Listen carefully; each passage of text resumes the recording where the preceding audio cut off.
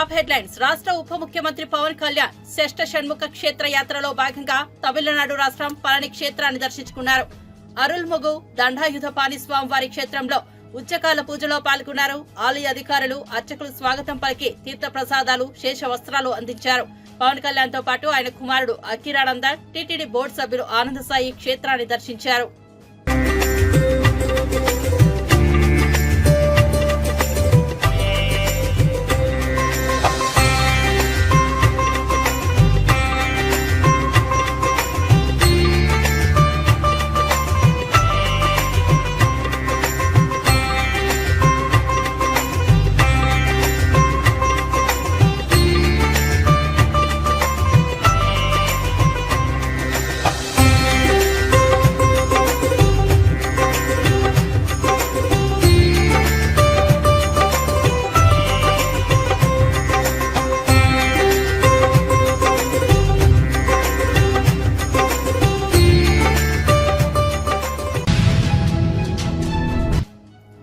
సంగారెడ్డి జిల్లా గుమ్మడిదల మండలంలో dumping yard ఏర్పాటును వ్యతిరేకిస్తూ నిరసన చేస్తున్న రైతులు, స్థానికులకు మాజీ మంత్రి హరీష్ రావు మద్దతు ప్రకటించారు.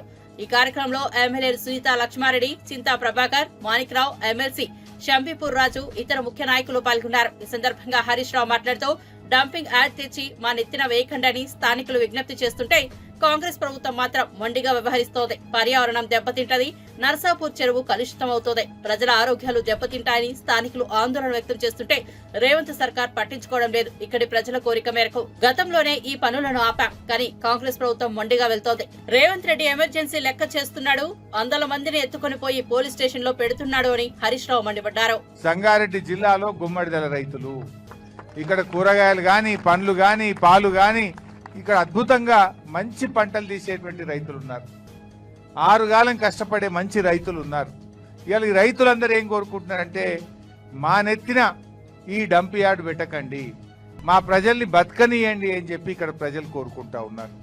అందువల్ల మేము ప్రభుత్వాన్ని డిమాండ్ చేస్తున్నాం, తక్షణమే ఈ డంప్ యార్డ్ను రద్దు చేయండి. ఇంకెక్కడన్నా దూర ప్రాంతంలో ప్రజలకు ఇబ్బంది లేని చోట ఈ డంప్ యార్డ్ను ఏర్పాటు చేయాల్సిన అవసరం ఉంది. రేవంత్ రెడ్డి వచ్చిన తర్వాత లగచర్ల చూసినాం, మొత్తం పోలీసు వాళ్ళని పెట్టి భూములు గుంజుకొని గిరిజన రైతులను జైళ్లలో పెట్టి బలవంతంగా భూములు గుంజుకునే ప్రయత్నం చేసిండు. ఇప్పుడే మాణిక్రావు గారు చెప్పినట్టు పచ్చటి పొలాలు ఉన్నటువంటి నేల్కల్లో అక్కడ కూడా ఫార్మాసిటీ పెట్టమని చెప్పి భూములు గుంజుకునే ప్రయత్నం చేస్తున్నారు. ఇవాళ మా గుమ్మడిదల మీద పడ్డారు.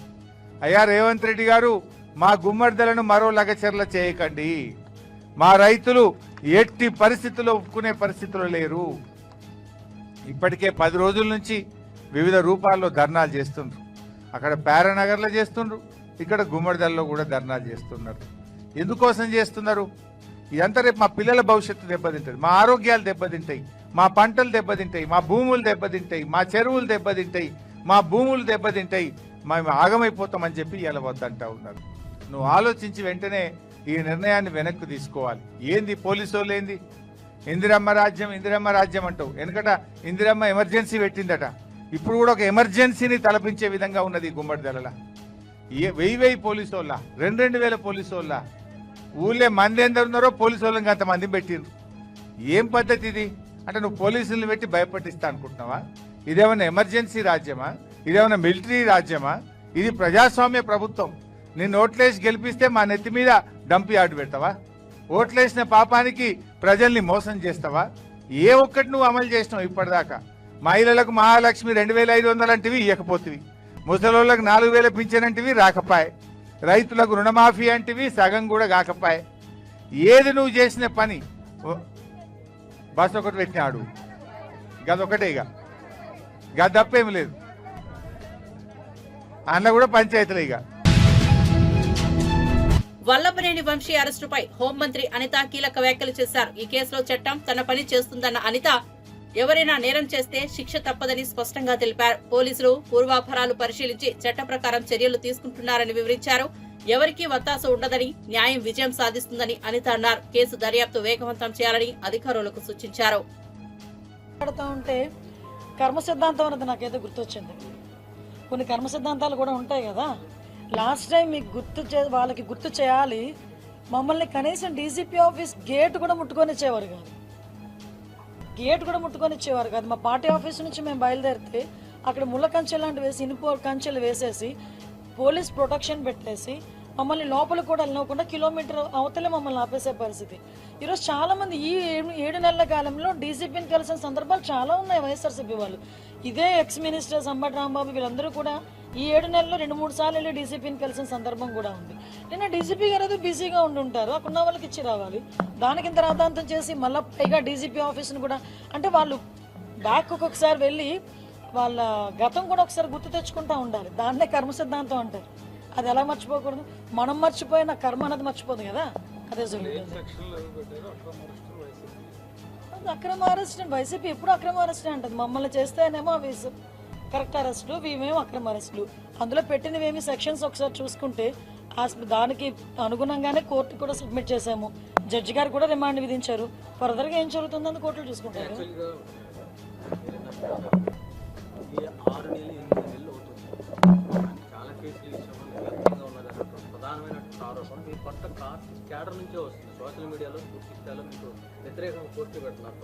మీకు విషయం ఏంటంటే ఇప్పుడు ఏదైనా చాలా జాగ్రత్తగా చేయాలండి. ఇది లా అండ్ ఆర్డర్కి సంబంధించిన విషయం, కోర్టులకు సంబంధించిన విషయం. ఒక కేసు పడింది అనుకుంటే ఆ కేసు ఎందుకు ఏ రకంగా పడింది అవన్నీ కూడా మేము కూలంకషంగా మేము చర్చించుకోవాలి. ఒక డీటెయిల్ రిపోర్ట్ ఇవ్వాలి అనుకుంటే కనుక మేము అంత స్టడీ చేయకుండా మేము ఇవ్వకూడదు. అంటే ప్రతి ఒక్క విషయంలోనే కూడా అందరికీ న్యాయం జరగాలనే కోరుకుంటున్నాము. తప్పు చేసిన వాడికి శిక్ష పడాలని కూడా కోరుకుంటున్నాం.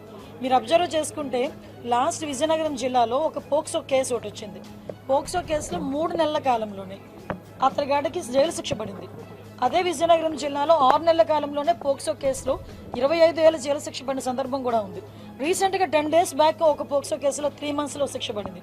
సో ఈ విషయంలో నేనేమంటానంటే పోలీస్ డిపార్ట్మెంట్ వాళ్ళు కానీ ప్రాసిక్యూషన్ వాళ్ళు కానీ ఈ ఇద్దరు కూడా కోఆర్డినేట్ చేసుకొని ఎఫ్ఐఆర్ నోట్ చేసిన దగ్గర నుంచి ఛార్జ్ షీట్ నోట్ చేసిన దగ్గర నుంచి కూడా కోఆర్డినేట్ చేసుకుని వెళ్తే శిక్ష పడే పరిస్థితులు కూడా చాలా ఎక్కువగా కనిపిస్తూ ఉంటాయి.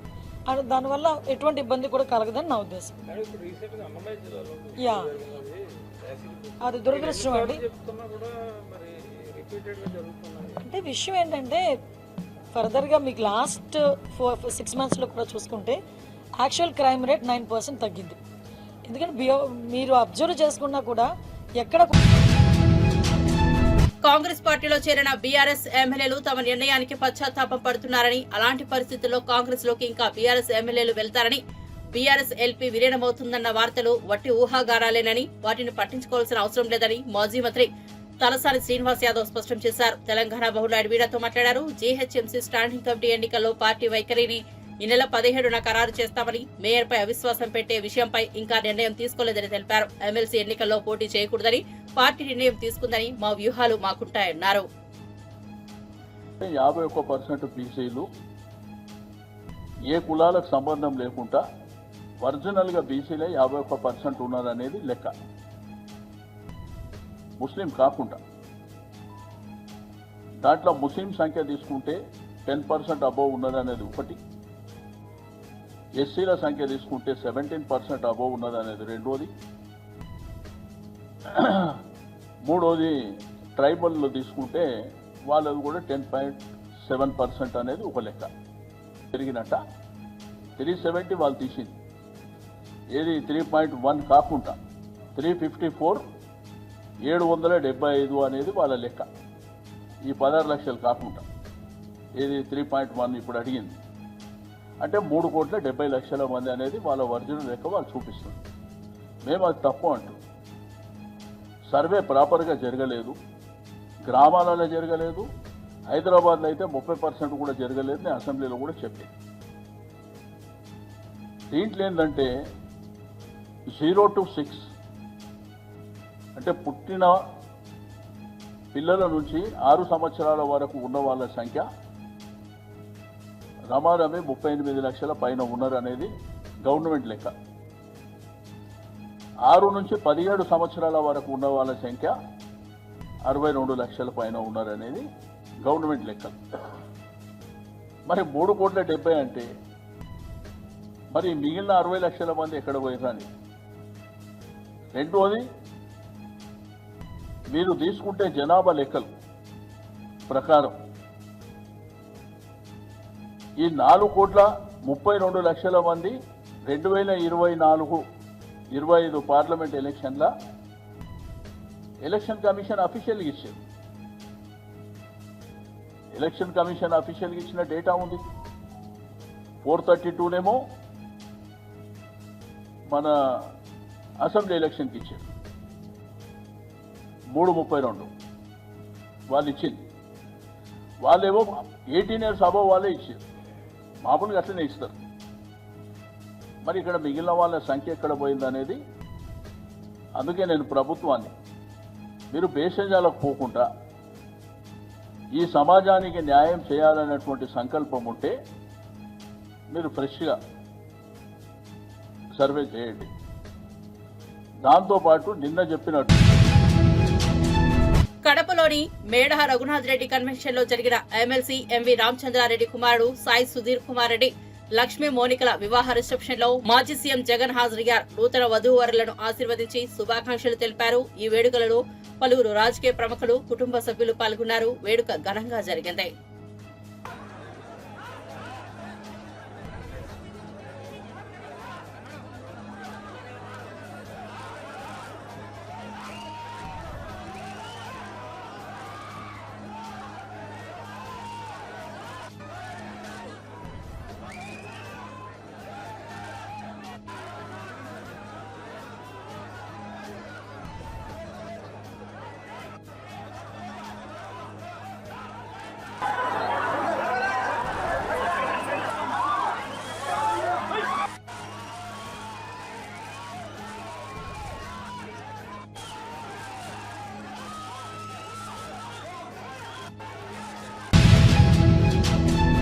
రాష్ట్రానికి సీఎం మారలే తప్ప ఇంకేం మారలేదని రాష్ట్ర బీజేపీ అధ్యక్షుడు కేంద్ర మంత్రి కిషన్ రెడ్డి సంచలన వ్యాఖ్యలు చేశారు.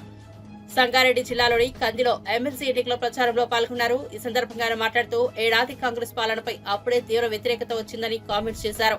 ఎన్నికల సందర్భంగా ఆ పార్టీ ఇచ్చిన హామీలు ఎందుకు అమలు చేయడం లేదని, ఎక్కడ పడితే అక్కడ అధికార పార్టీ నేతలను యువత, మహిళలు ప్రశ్నిస్తున్నారని అన్నారు. తెలంగాణలో ప్రభుత్వం మారిందే తప్ప పాలన ఏమాత్రం మారలేదని ఫైర్ అయ్యారు. ఈ రోజు ఎక్కడ చూసినా కూడా ఆ రోజు టిఆర్ఎస్ పార్టీ పాలక పార్టీ, ఈ రోజు కాంగ్రెస్ పార్టీ పాలక పార్టీకి సంబంధించినటువంటి ఎమ్మెల్యేలు ఏ రకంగా బెదిరిస్తా ఉన్నారో, ఏ రకంగా భూములు ఆక్రమించుకుంటున్నారో, ఏ రకంగా ప్రభుత్వం తమ చెప్పు చేతుల్లో పెట్టుకొని అధికార దుర్వినియోగం చేస్తా ఉన్నారో మనం చూస్తాం. ఈ రాష్ట్రంలో కాంగ్రెస్ పార్టీ ఎన్నికలకు ముందు హామీలు ఇచ్చినప్పుడు ఈ హామీలు ఏ రకంగా అమలు చేస్తామో, ఏ రకంగా ఆర్థిక వనరులు సమకూర్చుకుంటామో ఏది కూడా ఆలోచన చేయలేదు. ఆ రోజు ఓట్లు కావాలా, అధికారం కావాలా, దానికోసము ఏదైనా అనేక రకాల హామీలు ఇచ్చారు. మరి ఈరోజు తెలంగాణ సమాజం ప్రశ్నిస్తుంది కాంగ్రెస్ పార్టీ. ఈరోజు తెలంగాణ సమాజము ప్రశ్నిస్తుంది రాహుల్ గాంధీని. తెలంగాణ నిరుద్యోగులు ప్రశ్నిస్తున్నారు రేవంత్ రెడ్డిని. ఏమైంది మీ హామీలు అడుగుతా ఉన్నారు. ఇచ్చినటువంటి హామీలు ఎందుకు అమలు చేయలేకపోతా ఉన్నారు? లేనప్పుడు ఏ రకంగా మిమ్మల్ని విశ్వసించాలో ఈరోజు ఆలోచన చేయాలి. రాష్ట్రంలో మార్పు రాలా. మార్పు ముఖ్యమంత్రి ఒకడే మారాడు. మారింది ఒక జెండానే మారింది, పేరే మారింది. కానీ అదే రకమైనటువంటి పరిపాలన, అహంకారపూరితమైనటువంటి పరిపాలన, దోపిడీ పాలన, ప్రజలకు ఇచ్చినటువంటి హామీలు అమలు చేయనటువంటి పాలన, ఒక దుర్మార్గమైనటువంటి పాలన. ఎన్నికలకు ముందు జాబ్ క్యాలెండర్ అని చెప్పి ఏ నెలలో ఏ డేట్ లోపల ఎన్ని ఉద్యోగాలు భర్తీ చేస్తామని చెప్పి మరి 2024 డిసెంబర్ లోపల, అంటే సంవత్సరం లోపల 2 లక్షల ఉద్యోగాలు భర్తీ చేస్తామని చెప్పి ఎన్నికలకు ముందే కాంగ్రెస్ పార్టీ రాహుల్ గాంధీ ఫోటోతో, రేవంత్ రెడ్డి ఫోటోతో, సోనియా గాంధీ ఫోటోతో మరి ఫ్రంట్ పేజ్ ప్రకటనలు ఇచ్చారు. ఈ రాష్ట్రంలో ఉండే నిరుద్యోగులు ఆ రోజు కాంగ్రెస్ పార్టీ ఇచ్చినటువంటి హామీలను చూసి, టిఆర్ఎస్ పార్టీ యొక్క వైఫల్యాలను చూసి నిరుద్యోగ యువత కాంగ్రెస్ అండగా నిలబడింది. హైదరాబాద్ లో ఏదైతే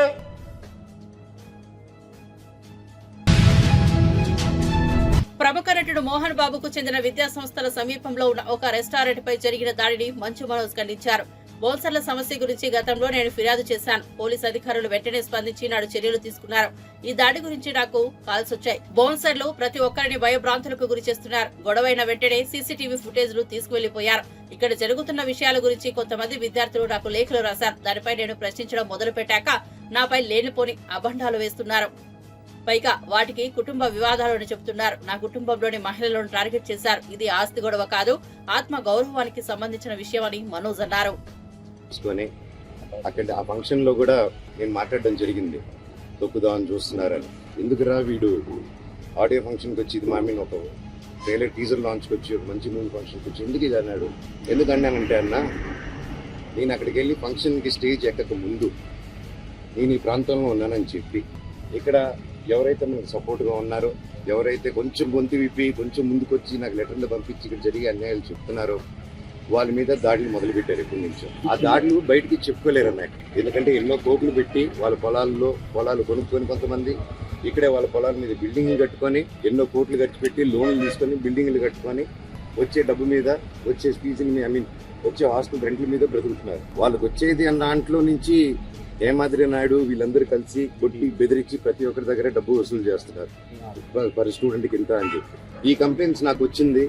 ఇదేంటి ఇలా జరుగుతున్నాయంట, ఇవన్నీ మనుషుల్ని పంపిస్తున్నారు, ఇలా కొట్టిపిస్తున్నారు అని చెప్పి నేను క్వశ్చన్ రైజ్ చేసిన తర్వాత నా మీద ఇలా అబండాలు వేయడం, కుటుంబ సమస్యలని చెప్పడం, ఇదంతా ఒక మీడియా హెడ్గా ఇంత ముందు పనిచేసి ఇప్పుడు మీడియా బ్యాక్గ్రౌండే లేకుండా ఒక క్యాంపస్కి ఒక ఎడ్యుకేషన్ 17,000 మంది స్టూడెంట్స్కి హెడ్గా ఉండి క్యాంపస్ నడిపిస్తూ ఇక్కడ ప్రతి ఒక్కరిని బెదిరించుకుంటూ ఒక క్వశ్చన్ అడిగితే ఒక మీడియా స్టైల్ వీడి మీద ఒక స్టోరీ క్రియేట్ చేయడం, అలాగా వీడి మీద ఒక స్టోరీ క్రియేట్ చేసి వీడు తాగేసి వచ్చి ఆస్తుల కోసం అడుగుతున్నాడు, కొట్లాడుతున్నాడు అని చెప్పి, సరే వీడినంటే ఇంక్లూడ్ చేస్తే వీడు వినడు, వీడి వైఫ్ని ఇంక్లూడ్ చేద్దాం, వీడి పిల్లల్ని ఇంక్లూడ్ చేద్దాం, సరిపోతే వాళ్ళ అమ్మని కూడా ఇంక్లూడ్ చేద్దాం అనుకుంటూ లేడీస్ మీద టార్గెట్ చేయడం మొదలుపెట్టారు. వినయ్ గారు పలువురు చాలా మందితో అదే హెడ్స్ తో కూర్చొని అందరూ హాస్టల్స్ కూర్చొని చెప్తూ ఉంటే నిలబడి, సార్ ఇక్కడ టెర్రరిస్టులు లేరు, పిల్లలే, ఎంతెంత బౌన్సర్స్ ఎందుకు సార్, వాళ్ళు కొంతమంది బౌన్సర్స్ రాత్రి అయితే తాగేస్తున్నారు, ఇక్కడ గొడవలు చేస్తున్నారు,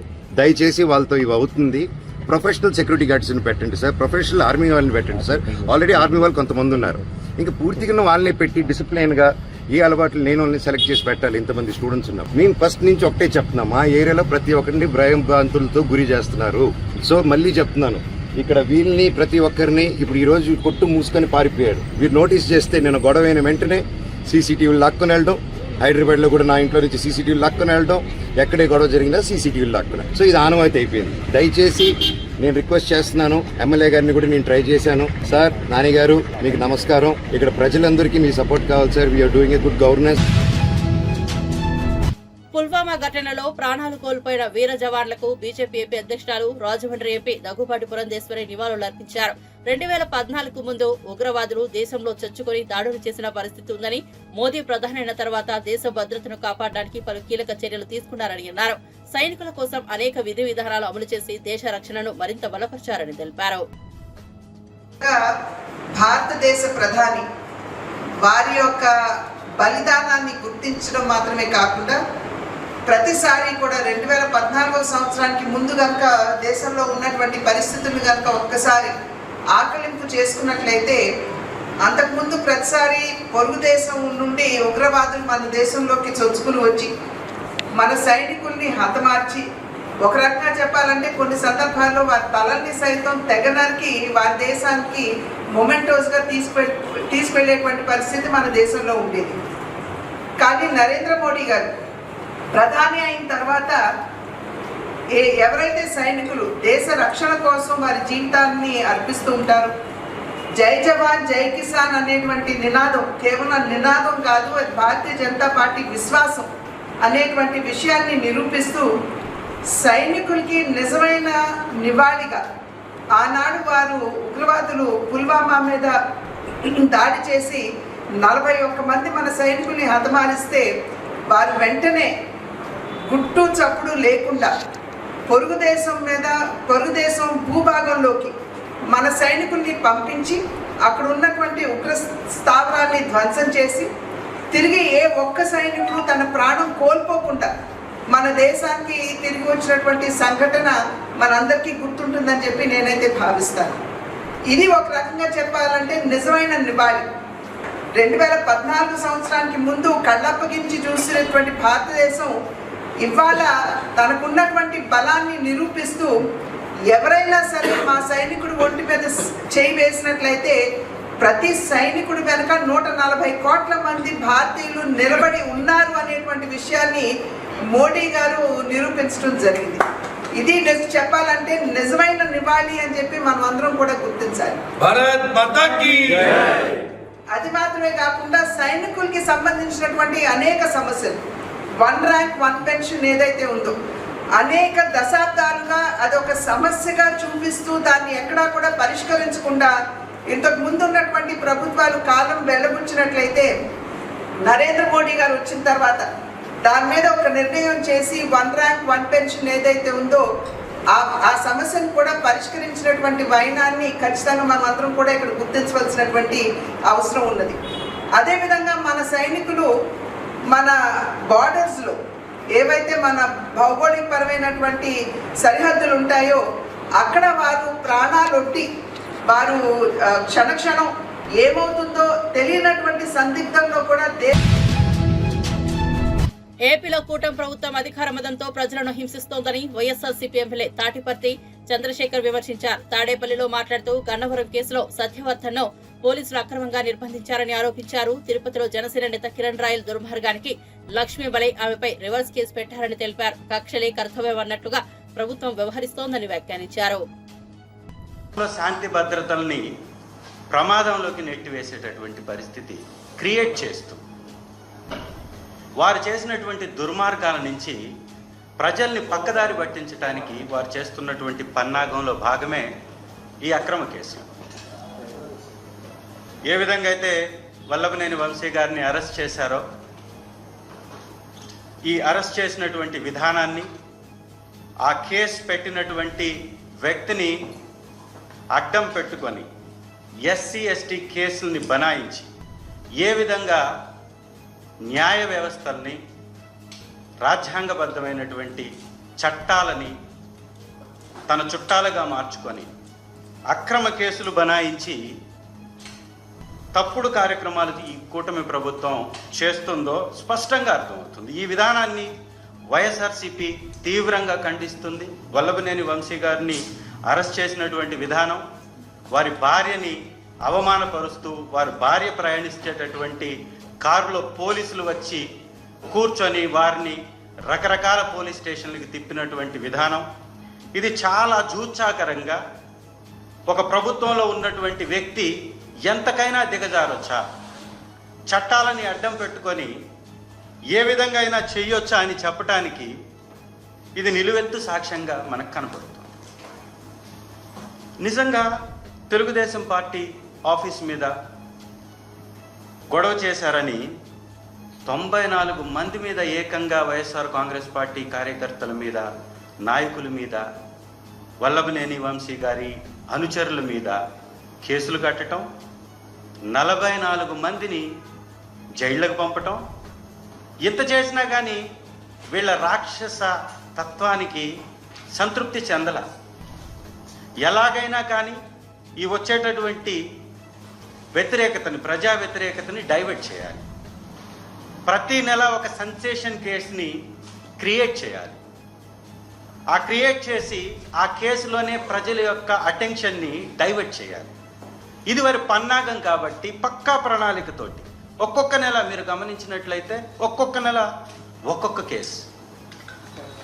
ఈ కేసులు పెడుతుంది ఎవరి మీద? కేవలం వైఎస్ఆర్ కాంగ్రెస్ పార్టీ నాయకుల మీద, సానుభూతి పరుల మీద. ఇవాళ ఈ రాష్ట్రంలో తెలుగుదేశం పార్టీ నాయకులు వ్యవహరిస్తున్నటువంటి తీరు, జనసేన నాయకులు వ్యవహరిస్తున్నటువంటి తీరు, చట్టాలను వారు ఉల్లంఘిస్తున్నటువంటి విధానం తెలుగు రాష్ట్రాల కోడలేనంటూ చెప్పుకునే కేంద్ర ఆర్థిక మంత్రి నిర్మలా సీతారామన్ తెలంగాణను అవమానించేలా మాట్లాడారని బీఆర్ఎస్ ఎమ్మెల్సీ సత్యవతి రాథోడ్ మండిపడ్డారు. తెలంగాణ భవన్లో మాజీ మంత్రి ఎమ్మెల్సీ సత్యవతి రాథోడ్ మీడియాతో మాట్లాడారు. విభజన చట్టం హామీలు నెరవేర్చడం కేంద్రం బాధ్యత. తెలంగాణ అప్పుల గురించి మాట్లాడుతున్న సీతారామన్ మోదీ వచ్చాక పెరిగిన అప్పుల గురించి మాట్లాడరా? కేసీఆర్ అప్పులు తెచ్చి పేదల బతుకుల మారిస్తే మోదీ మాత్రం బడాబాబులకు మేలు చేశాడు. సీతారామన్ బీజేపీ పాలిత రాష్ట్రాలకే నిధులు తరలించారు. బయ్యారం ఉక్కు ఫ్యాక్టరీ గురించి సీతారామన్ ఎందుకు మాట్లాడలేదని సత్యవతి రాథోడ్ ప్రశ్నించారు. ఆ విభజన చట్టంలోనే పొందుపరిచి మరి తెలంగాణ అంటే ఒక తెలంగాణ తెచ్చుకోవడమే సంబరం కాదు, తెలంగాణతో పాటు ఇన్నేళ్లు జరిగిన నష్టాన్ని పూరించడం కూడా మరి మీ కర్తవ్యం అని చెప్పి ఆ రోజు కేసీఆర్ గారు, ఆ రోజు ఎంపీలుగా ఉన్న వినోద్ కుమార్ గారు కానీ బీఆర్ఎస్ పార్టీ నాయకులు మరి ఒప్పించి ఈ చట్టంలో రూపొందించడం జరిగింది. కానీ గడిచిన 11 ఏళ్లుగా వారన్నట్టు ట్రైబల్ యూనివర్సిటీ మొన్న తూతూ మంత్రంగా ట్రైబల్ యూనివర్సిటీకి ఎన్నికల ముందు కిషన్ రెడ్డి గారు శంకుస్థాపన చేయడం జరిగింది. మొన్ననే కాజీపేట వారన్నట్టు ఇచ్చిన బడ్జెట్ వేరే దానికి, కానీ చెప్పడం మాత్రం కోచ్ ఫ్యాక్టరీ అని చెప్తున్నారు. ఇంకోవైపు బయ్యారం ఉక్కు పరిశ్రమ ఇస్తా అని చెప్పి దానికి ఈ రోజు వరకు కూడా అతి గతి లేదు. అలాగే దానితో పాటు దేశవ్యాప్తంగా వచ్చిన అనేక ఇన్స్టిట్యూషన్స్కి ఎక్కడొచ్చినా తెలంగాణకు మాత్రం ఒక్కటి ఇవ్వకుండా రిక్త హస్తాన్ని చూపించిన ఘనత నరేంద్ర మోడీ గారి ప్రభుత్వాన్ని, ఈ నిర్మలా సీతారామన్ గారిది అనే విషయాన్ని నేను ఈ సందర్భంగా తెలియజేస్తా ఉన్నా. 2014లో మరి మిగులు బడ్జెట్గా ఉన్న రాష్ట్రం ఇవాళ లోటు బడ్జెట్గా ఉంది అని చెప్పి నిర్మలా సీతారామన్ గారు చెప్పే ముందు దేశవ్యాప్తంగా ఈరోజు నరేంద్ర మోడీ గారు వచ్చిన తర్వాత ఉన్న అప్పులన్నీ వాటిని తీసుకొచ్చి దేశవ్యాప్తంగా ఏ పేదవాడికైనా నేరుగా మీరు మేలు చేసిందా? కేసీఆర్ గారు తెచ్చిన అప్పులు ఎలాంటి వారన్నట్టు ఎలాంటి ప్రాజెక్టులు కట్టారు, ఎలాంటి ఇన్ఫ్రాస్ట్రక్చర్ డెవలప్ చేశారు, ఏ విధంగా పేదవాడికి రైతాంగానికి ఆదుకోవటానికి మరి కృషి చేసింది అనేది మా దగ్గర అన్ని ఆధారాలు ఉన్నాయి, వాస్తవాలు ఉన్నాయి. వాటిని చూడకుండా, వాటిని గమనించకుండా వాళ్ళ అధికారం కోసం ఎన్నికలు వచ్చే రాష్ట్రాలకు ఒక విధంగా, వాళ్ళ అధికారంలో ఉన్న రాష్ట్రాలకు ఒక విధంగా, ప్రధాని అన్న కేంద్ర ప్రభుత్వం అన్న ఒక పెద్దన్న పాత్ర పోషించాలి, అన్ని రాష్ట్రాలని సమానంగా చూడాలి. అది పక్కన పెట్టేసి మీరు ఒక దురుద్దేశంతో మీ రాజకీయ లాభం కోసం, లబ్ధి కోసం తప్ప మీరు దేశవ్యాప్తంగా